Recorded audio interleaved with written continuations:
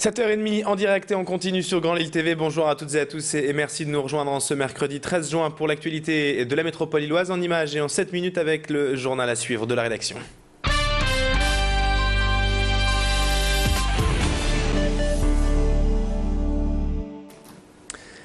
Et pour démarrer cette édition, une fois n'est pas coutume, on quitte la métropole lilloise pour la 11e circonscription du Pas-de-Calais et le duel tant attendu entre le Front National et le Parti Socialiste au second tour des législatives dimanche.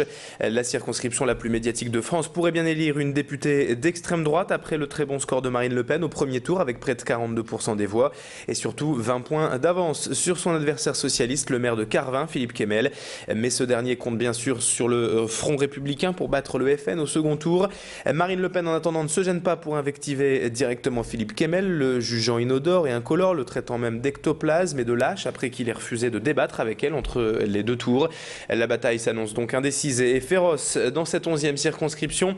Écoutez la réaction de Marine Le Pen quant à toute cette médiatisation autour de la campagne à Hénin-Beaumont au micro de Tanguy Lécluse. C'est parce qu'on parle de Marine Le Pen et du Front National que justement ma voix porte. C'est justement parce que je suis une personnalité nationale que les propos que je vais tenir, que les convictions que je vais défendre, que l'intérêt des habitants de la circonscription pour lequel je vais me battre, que ce combat sera entendu, que ce combat sera compris. Justement, c'est un avantage et non pas un inconvénient. Législative toujours, et on revient à présent dans notre agglomération pour s'intéresser cette fois à la 5e circonscription et au canton de la Bassée, Seclin-Nord, Seclin-Sud et au Bourdin. Ici, la bataille fait rage entre Sébastien Huyghe pour l'UMP et Alain Cacheux pour le PS, tous deux ayant réalisé des scores assez proches au premier tour. La particularité de cette nouvelle circonscription issue du redécoupage, c'est qu'elle voit s'affronter deux députés sortants et devant donc conquérir un seul nouveau territoire. Au premier tour, avantage donc à l'UMP, Sébastien Huyghe, crédité de 35% des voix devant Alain Cacheux et c'est 32%. Mais compte tenu des réserves de voix aux extrêmes, avec 15% pour le Front National et 9% pour le Front de gauche, le suspense reste entier dans cette 5e circonscription et les deux candidats en appellent avant tout aux abstentionnistes qui pourraient bien faire basculer la décision. Nos équipes ont rencontré après le premier tour le candidat PS, Alain Cacheux. Il espère notamment la mobilisation des sympathisants de gauche pour l'emporter. On l'écoute sur Grand Lille TV. C'est d'abord un résultat qui va très au-delà des espérances qui étaient les miennes au départ, puisque par rapport à un écart de 17 points en 2007 entre la candidate socialiste et le député sarkozyste sortant, mon espoir était de réduire cet écart à moins de 10 points, et dans mes rêves les plus fous, c'était parfois d'aboutir à 5 points. Or, on est à 2,8 points. Donc c'est un résultat qui va très au-delà de mes espérances, mais je demeure prudent.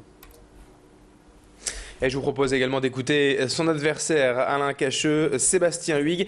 Il se dit également confiant pour le second tour dimanche. Je mise sur l'ensemble des électeurs de la circonscription qui soit ne se sont pas exprimés dimanche, soit se sont exprimés pour un autre candidat, pour que ce soit un choix du cœur.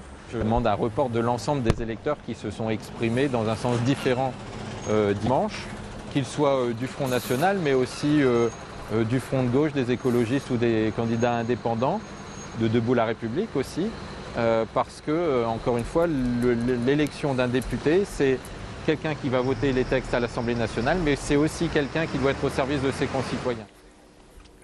Allez, pour analyser en profondeur les résultats de ce premier tour des législatives dans la région et se projeter déjà sur le second tour, nous sommes allés voir comme souvent après chaque élection le directeur de Sciences Po Lille, Pierre Mathiot, pour connaître donc son analyse des différentes situations.